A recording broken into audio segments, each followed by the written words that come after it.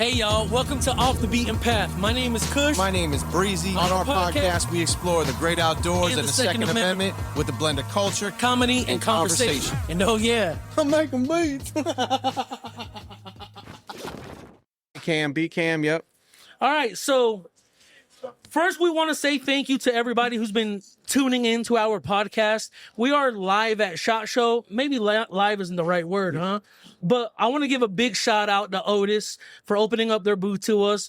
Today, we have an amazing guest. And I want to introduce him, but I'm going to let him introduce himself because, folks, we had a talk a few weeks ago, and he said something that really resonated with me.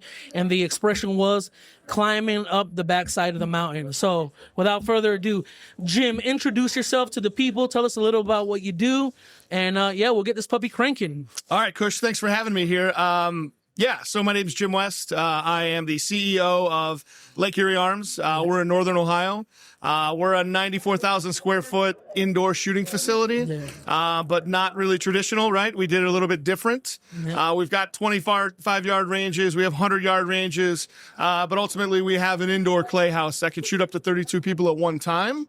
But on top of that, there's the other side of the wall, as we call it, where kind of hospitality and entertainment meets the rest of it. Yep. And it's always great talking to people about the facility or our industry, but it's great because you've been there and experienced it before we actually even met. So we can spend less time talking about explaining what it is, but talk about like how you were able to interact with it. Yeah, absolutely. But we get to do things like this, right? Climbing the backside of the mountain. That's right. We kind of took an industry that we all love. That's right. And through inclusion and expansion of not only the demographic as far as male and female, but also dropping, trying to get our door swings to drop to get to younger demos. A younger demo has been important. And quite frankly, with us being open about 2.5 years, industry for 10 in retail, but 2.5 now. With this facility, climbing the backside of the mountain. What do I mean? I have no business being here with you all at this OTIS on this podcast, or being able to collaborate with such big people in the industry, asking us how we've done what we're doing and what's so special about how we got there. So that's what I mean when I say that. Absolutely. But I do feel great about it because we had an idea and it seems like the people like it. Yeah, absolutely. And man, I want to unpack everything you said because it is an understatement to say that the experience we had. Rob, talk a little bit about the experience, bro. Because I heard this term, and I don't know if you guys embrace this or if it's the right Guntry Club. Oh yeah, is that something you guys like? So we get called that a lot. We don't call ourselves that, but I don't say no. So here's why. We are, if you want to say like a club, like what golf is to country clubs and what boating is to yacht clubs. We are to shooting sports. So I understand that. And we do have a membership portion of it. I shy away from it a little bit because there seems to be. We are open to the public. Yeah. And we do have 90% of our facility is open to the public. And sort of when we've used that term, what we've learned is they feel like they're maybe not welcome. Yeah. Or it's there's not a like, premium hey, to enter. Correct. Yeah. And it's really not. It can be very affordable and that you can choose to be a member, but still utilize the facility. So I hear it. I can go either way on it. Yeah. Sure. I just don't like it when it makes people feel like they're not welcome to come in the facility to enjoy it. Much like you all. There were 90 of you there that day. None of you were members, and boy, did we get to have a good time. Oh yeah, we had an amazing time. And the food part, like I wanna really emphasize like the experience of it, because when you walk into a retail floor, and it's like, okay, my initial thought was like, all right, cool, they must have like another like the gun ranges, traditional lanes right on the back of the of the retail side, but we get broken up into groups. We start taking tours, and all of a sudden, it's like an onion, right? There's different layers. There's first, let's get to the. Go ahead. Well, I was gonna say, here's one of the amazing things for me is there was people that are familiar with the facility, and they were trying to explain it to us, and that didn't even do it justice, right? They're like, yo, wait till you walk into this place. Wait till you see this place. And like he said, to see that experience, and it's like one door, it's like Pandora's box, you know? It's like, where's the next door gonna go? And when you really like see the whole facility as a whole and how y'all made it, how you brought it together, like honestly, you could show up there and not even shoot if you don't want to, right? Yeah. I mean, you can just lounge. You can just go hang out and lounge and get the experience. If you want to, you're there. Yeah, I think I just said a couple things like right on. Why I said I'm excited for you all to have been there and experienced it, because you can watch the drone fly through on our website, which will give you a good idea, and you can be told about what it is for people who have been there. But the best part is it's not a great idea when you go there, it falls flat. It's a great idea that you're excited about, and it over delivers when you're able to be there and be there. I mean, that's probably what we're most proud of. The building can be, anybody can build a beautiful building, of course. But once you walk through the door, can you move people through from place to place to place? Efficiency, no lulls. I mean, if anything, when I was with your group and you were there for hours, there was no like, I'm bored of this, I want to move on. We were like, hey, we got to keep going. We got to keep going. We got to keep moving through. Because there are 6 or 7 really unique, and the flow of the place, like you mentioned, is amazing. We worked hard on that flow to not have you can tell it shows. Have it be like that. There's a very simple concept, and that's a first world country issue. That's called air condition, folks. When I tell you their gun ranges are AC. Right? Yeah. I usually break a sweat. I'm like, after like a good 30 minutes, I'm a big dude. There's no shame in my game. Yeah. After 30 minutes, I'm hot, and I'm like, man, I really need to like dry off. And for perspective, it was unseasonably hot up there. I don't know if y'all we were looking. 90s. It was crazy because we're from South Florida, so we're like, we're gonna be in Ohio, June, cool night, and it was like we're like, dude, it's like 100 degrees. So like the devil's armpit. To have that massive of a space and everything was comfortable, like you said, everything flowed. For me, one of my wow moments was, I don't know if it's dubbed the locker room, but with all the Winchester safes in there. Yeah, the vault room. That was unreal. How many? I think they told us on There's 202 Winchester Bandit 14 vaults in there. Insane. I'm going to do a... where's the... drop some sound effects on that. Definitely some sound effects there. Yeah, they're about 70% full. What's nice about that, too, is... other than a nice, cool, climate-controlled range, right? I say all the time, it's 7 degrees and sunny inside Lake Erie Arms 363 days a year. And in Northern Ohio, we have the unseasonably hot days. But right now, my daughters aren't in school because it's -4 at home. So you're not outside setting up to shoot 100 yards today either, right? So that climate-controlled aspect, but also for people, for accessibility. A lot of people maybe can't have firearms at home or take them onto their work site if they're at NASA across the street or wherever. So the ability for people to come in, go into their vault room, get their firearm, go out into the range, shoot around a clays real quick, or sight in a rifle, put it back in there, get a coffee or a sandwich, and get back on the road in 25, 30 minutes. That allows them the ability to probably shoot 2 to 3 times more frequently than they would if they had to go set up outside or do that. So that was about 70% full there. On that, and it grows every day. Can we jump to the nighttime clay shooting? Because I have a couple questions. Like, one, I guess the first question I want to ask is, what was the inspiration behind nighttime clay shooting? Because outside of it being interactive, it's really cool seeing the fluorescent clays just fly, launch. That was cool. So the big thing we started off here, everything goes back to our purpose, right? I didn't grow up with a traditional background in firearms, so I had to kind of get myself into it. And I believe that if the 2A movement wants to keep moving on, we've got to get the younger and younger generations involved to be able to do it. And not all of them want to go right in and high-power rifles. So when we opened up the clay house, it was great and it was fine, but we were getting a lot of your hardcore clay people who wanted to shoot in the off-seasons. I wanted to get it in there, or we wanted to get it into there where, hey, clay shooting is fun, whether you're good at it, bad at it, young, old, whatever. So we had the idea of, well, we found out luckily that our standard white flyer, orange on orange, top and bottom, they naturally glow in the dark if you didn't know. So that's great. Didn't have to do anything special. And we wired it up. We said, you know what do bowling alleys do? They've got hardcore people who are in leagues and regulars. But then, boy, the only time I've been there is global when my daughters want to just go put the bumpers up and throw stuff down. So we started in off hours doing glow clays. Sure enough, we start filling up more busy when we're doing glow clays than standard. And now they're having so much fun that they'll go back in the daytime and regular time to then do it. Right. Everything we do is to get people through the door one time, and then we'll go lateral.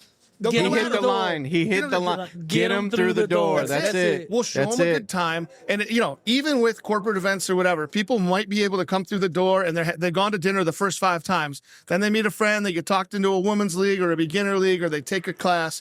It's all through getting people through the door and being comfortable in the environment. Then when they're ready, they'll go through. It's about inclusion and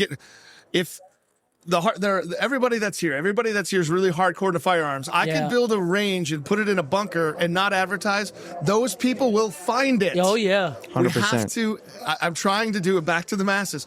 I don't want the 6 or 7 people that are dedicated hardcore. I'll take them because they'll be there anyways. I want the other 93, 94%. Yes. 100%. And I have to create things to create an experience for them to do it. And we've done it. We've tried a couple of things that didn't work. But the more and more we talk about that, whether it be a murder mystery night or we just packed the place for line dancing last Thursday. It was crazy. Really? Oh, it was actually like a problem. We got overran. Oh wow. And it's members who are bringing people in. And then next thing you know, I see the emails. 6 more memberships tonight from those people who came here, would have never walked through the door for any other else. But now they've bought a membership and now they're out on the range. Yep. That's what I'm talking about. That's experience first. It takes a lot of work. It takes having employees like Matt and our other employees to be able to engage with people and give us feedback on what they like, what they don't like. And move on from there. Yeah. That's cool, and it's you can tell that was designed intentionally because, like I said, when you walk in, it's like, oh, cool, retail space, and then it's like, oh, upstairs, and it's like, oh, there's a restaurant, there's a lounge, the windows open up, like just everything is experience. And then what I did love and I appreciate is, and correct me if I'm wrong, I don't know if it was a sauna that was in there, but in the men's room, it feels super relaxed, like coming out of the chaos of shooting, and then you walk into this, like, it seemed like cedar planks all over the wall, and like I can, full disclosure here, it felt like I can drop a deuce peacefully. And like I don't have to worry about there being an odor coming because it smells like it's an aromatherapy room. That was thoughtful as well too. So what was that the inspo? Like, so again, when we built the facility, we wanted to make sure there was stuff for families, men, women, kids, all ages, right? So in the men's and women's locker rooms, respectively, there is a steam room, a sauna, and showers. And it gets used for a variety of reasons. They do that, but also with the leagues, there's a lot of road crew guys and contractors and whatnot. For them to come in, they'll go in there, they'll change out of clothes, maybe shower or whatever. They'll go in, they'll shoot their league, have a dinner, steak dinner, and head on the road. So it does give that changing facility for people as well. That steam room will never happen again because that thing is such a pain to maintain. Oh, I bet. Sauna can stay. Yeah. Steam room's got to go, but we're married to it now, so it's going to stay there forever. But next facility, I don't know if that's going to happen. Now, go ahead. No, well, I was going to say, also during our tour, we were just asking questions, and you guys were great about giving information and some of this backstory, which is amazing because that's one of the main, one of the many reasons we wanted to have you on and talk about it. No doubt. So we feel like we had this we had this experience, right? When you have an experience, no matter what it is, that is amazing like that, you want to share it. So I think that's amazing. And something we heard on that tour was that as far as the demographic of your members there, that I believe it was 51%, more women 51%. than at the time. I could be wrong on that. I don't know. We haven't geofenced. I'm working with a company to geofence it again. The last time we geofenced it, it was 51% of our door swings to the facility were female, which I had to guess. Give us a ding on that. If I had to guess, I'm pushing for it because I think we've pushed the needle since then. Yeah. And I think we've probably dropped the general age demographic about a decade since then as well. What? Wow. That's amazing. 35% of of the people coming through the door are from unique destinations further than 150 miles away. So geofencing is an amazing thing. Oh yeah. And we drive by that a lot, right? Like you can extract a lot of data from your point of sale systems and whatnot, but that's semi-misleading depending on where they have their address. But I really sounds Jacoby stuff. Yeah. Guys, we got sounds to come in the background. We are at SHOT Show. Yeah, giving out Giving out something Lego, something Yeah. Lego. Otis has got this nice booth here. It could be way Oh, yeah. worse. Yeah, oh yeah, this is awesome. Yeah, this booth is very nice. I love that you said that it's a destination, man, because that's like that's all we were talking about for literally the next few days is, man, where do we have this? You know, how can like I wish we had access to this, and then we're like, well, that's where we plan the trip around. Certain, Yeah, that Like was interesting how that all came about, because they came out to scout us, because the gentleman, or the group of people who were making it, they're like, hey, we'll go take a look at it. We were about 45 minutes away from where you're at out in Maumee. Yep. And then he came through and we took him through, and he's like, I don't know how we're going to make it work. He's like, we're going to make it work. Yeah. And the reason I love it when you guys went there is any local who has never been to a range before or been to one or two, we're going to be the best range they've ever been to. When you guys came through, I'm dealing with the highest concentration of people who've been to more ranges probably than I've ever been to. So getting that feedback was invaluable and humbling and rewarding, right? Yeah. Because everybody there, I mean, the amount of the acumen for being at ranges was kind of off the charts for you all. And what's really cool is that we, like us specifically, we are a traveling media team, right? The amount of places we've been to, the ranges we've seen, it's like bar none. It is impressive. Yeah. Oh, and that's, folks, if you are in or around the area, or if you want to travel out over 150 plus miles, go visit Lake Erie Arms. 100%. You won't be disappointed. No, not at all. Absolutely zero chance of that. Not at all. And you can have, you said something when we were talking about the steam room. You said something like the guys can go out, enjoy a steak. Let's talk about that restaurant. Because that restaurant is top shelf. My man Kush downed a scorpion in there. I did down a scorpion. Yeah, We can get into the scorpion. Got on the board. So we have a great chef. I come from the hospitality industry. Growing up through it, I never wanted to be in it, and now I'm in it. I own 4 of the restaurants outside of this with my wife. She takes care of all that. However, we knew that hospitality was going to be the main thing, and that's where when you talk about the Guntry Club aspect of it, right? The social aspect of this club. And Matt, who's next to me, who doesn't have a microphone, he'll just nod his head here as I say this. We have so many fiercely brand loyal people due to the friendships they've made there and the friendships they have with our staff. And you interacted with my staff when I wasn't around. It's a bunch of people who genuinely enjoy their job, and boy, are they proud of the product that restaurant puts off. So any one of our income generators, whether it be training or the ranges or retail, the cafe, or the restaurant, they all have to be strong enough to survive on their own, but they do synergetically feed each other. But I would put that restaurant up against any restaurant within a 50-mile radius between the game offerings, the diversification of the menu, and then ultimately the best peer pressure of all time. If you get talked into doing a scorpion once you're there, which when you were there were probably 200, maybe 150 names on the board. We're approaching about 500 right now. I'm actually trying to source more wood to.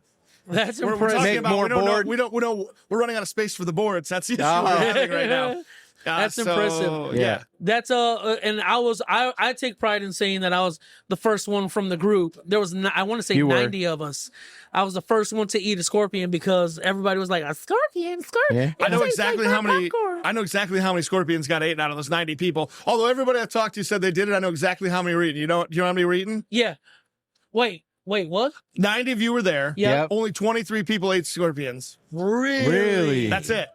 They all say they ate it. Only 23 of them did. I was definitely the first one. Yeah. Because we all went down there. They bought it on a little platter. I was looking at the board. I was like, yo, what is this? And the bartender, the one with the tattoos, the sleeves, she was like, you can get your name on that board if you eat a scorpion. I was like a real scorpion? And there was somebody there that was like, is it alive? And I was like, it's not alive, brother. They're going to bring it out. It's going to be a presentation. Yeah. And the way y'all brought it reminded me of an old fashioned, especially here in Vegas, the way they present it. That's exactly where I got the idea from. No way. I was at Smith & Walensky's out here for a food show, and they presented it that way. I'm like, I'm taking that. Oh, yeah. I'm like, no old-fashioned scorpion. Yeah. You got to catch it, rip off the stinger, and eat it yourself. Yeah, absolutely. So tell us what's next, because we're approaching 20 minutes here, and we have 30-minute windows. Sure. What's next for Lake Erie Arms? We're entering 2026. I know this week is a long one. You got a lot of conversations happening. we're excited about what's in store for y'all. What do you guys have on the cusp here? So actually what we're working on right now, and by the time we get back, it should be completed. So furthering our mission with bringing people through the door, specifically the youth, right? Yep. We feel good about everything we have as far as furthering the female demographic, getting younger people in to make that gap from I don't know how to get into the door to shooting, and then moving even further with like CMP to be competitive shooting. Yep. For non-traditional athletes to move on and higher competition. We've spent some time moving around, and we've actually partnered with this company called Level Up Live. So we've taken that large event room upstairs, and we have put in a full immersion airsoft zone. Wow. So if you and even EVIC is here, right? So airsoft has evolved to where I could put one of a TTI Pit Viper in your hand, and the bolt of them, if you don't look at the barrel, you're not really going to be able to tell the difference between weight and functionality. So what we're doing is we have that immersion zone. There's a couple of them. Level Up Live is installing now, and basically we're going to run leagues and birthday parties, and we have full. Our facility does offer alcohol, right? So we have lockout software that takes care of that. But upstairs, we've got a full immersion zone to kind of, like we're doing with that sporting clays, with the glow in the darks. We're doing the same thing upstairs with that. That should be done. So we think that's going to move us further in. Yeah. Also, we kind of want to prove that margins on firearms is pretty thin. In general, and it's like a knife fight all the time. Oh yeah. But airsoft is. The margins are 2 to 3 times that. So if we have some of that in there as well, we're hoping that we can show other, and this isn't proprietary to us, right? We're hoping we can show that those two worlds can live together to then help the margins out, to help retail facilities and like take some relief. I feel like everybody's running on such thin margins. So pushing forward with that is a big deal. That's awesome. Let me give that an applause real quick. There we go. Yep. Folks, that is amazing. Go ahead, continue. Plus, those guns those same firearms take all of our same furniture, right? So any of our optics or anything else. So if you're shooting a Daniel Defense and you want to move up to real rifle, you can use the same Magpul, same grips, same stocks. You can transfer furniture, and we have all that available as well. So I want to tip my hat off to you because we've been in this space for about 3 years, but we've been entrepreneurs for 11, 12, right? And one of the conversations we've heard since we've entered the space is, how do you introduce people into shooting sports? And you're going by in an unconventional way. We're going to bring you in with airsoft. One, like you said, that kicks down the door for a different age demo, right? But the chances and probabilities are higher that they're going to want to be like, well, this is fun, but I want to shoot a real gun. Yeah. Where can I go? Well, you're standing in my facility. What do you want to shoot? And so that's what's really cool, because hats off to you, because that takes a lot of action. That takes a lot of well, and there's always, I think, right, a fear barrier with anything. 100%. You know what I'm saying? That's what stopped me. Yeah. So you said the word comfortability, and I think that's a great word, because that's what you have to create. It's almost like that's what you did create, I should say. Especially when you want to buy your first firearm, if you've not been pushed through it. That can be intimidating. You're going to be using the same salesman who's selling your airsoft gun when you graduate through. Yeah. It's just like if you could buy your first bicycle, and then you're the same guy next Harley. Harley or whatever. I mean, it's sort of the same thing, right? Yep. Familiarity, making them comfortable to come in and ask questions. If I get them in the door, I don't have to look over my shoulder, know if they're enjoying it. My focus on getting them in the door, and the rest will take care of itself. That's it. Yeah. That's it. So now, before we wrap up here, how can people reach you guys? Drop your socials. Maybe Matt, that's a you thing. Matt's going to do it. Matt forgets his part, so I'll tell him. If you go to our website, Matt's like, I'm catching strays over here. If you go to our website, you can definitely catch a fly-through of our video right on the main page. That's sick, by the way. It'll take you all the way through the ranges, through the restaurants and everything, but I'm going to pass this over to Matt so he can hit us up on the rest of it. Folks, Matt, here he is. Let's bring in Matt. Let's go. Okay, guys. So, you're going to want to go to learms.net. That's going to be our website. You can catch us on Facebook. That's just going to be Lake Erie Arms. Then on Instagram, it's going to be Lake Erie Arms, Ohio. And, of course, our YouTube page as well. We're trying to get some numbers up on that. So we appreciate if you guys could follow, and subscribe. Awesome. Let's go. Awesome. And guys, thank you for listening. Rob, real quick, just to wrap it up, put the bow on it. And they can basically find out all the information they need there as far as like getting in the door and whatever. You said you offer tours. Like if someone just wants to come look at the facility and walk You through. walk in like, the front door and say it's your first time there. Those girls at the front desk will grab you and they'll take you through anywhere. Okay, Probably cool. give you, even though it's a membership only yeah, restaurant. if you don't want to touch a gun, you don't have to. Like you just come check the you just facility want to out. come eat and go through. They'll give you a 1-day pass to Okay, try out cool. the restaurant, Awesome. all of that. Just come to the front Amazing. desk and ask, and then we'll take care of it from Perfect. there. Folks, we want to say thank you to Seriously, Jim. one to Otis, one to Otis for opening the doors to this amazing show for us to podcast. 2 to our amazing guest Jim and everything he's doing up there around the lake and changing with real ripple effects the space and the demos around him. And to y'all, the listeners, we can't do this without y'all. We appreciate you liking, sharing, subscribing, and sending this to your friends. That's it. Thank y'all. Thanks for having us.